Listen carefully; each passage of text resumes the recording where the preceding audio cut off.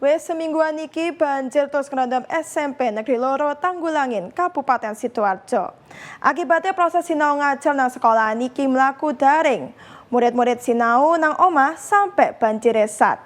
Sauntara iku Bupati Sidoarjo Subandi siap mindah utawa ngrelokasi sekolahan nanggon sing gak banjir.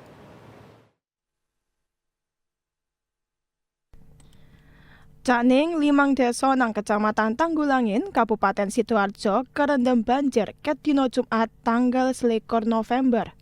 5 desa iku yaiku Desa Kedung Banteng, Desa Banjarsari, Kalidawir, Penatar Sewu ambek Desa Banjar Panji. Ana 2.000 warga sing kedampak banjir tahunan iki.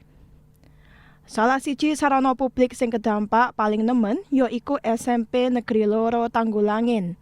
Sekolah niki terendam sing dukure 10 sampai 40 cm.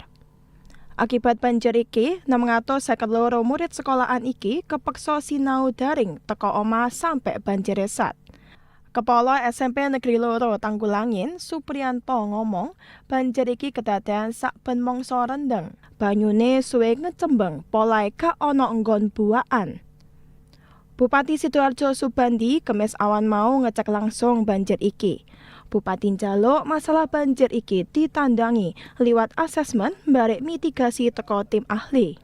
Nek rekomendasine tim ahli kudu mindah utawa ngrelokasi, Subandi ngaku siap mindah sekolahan nang nggon liya sing gak teko banjir. Mujianto Primadi, JTV.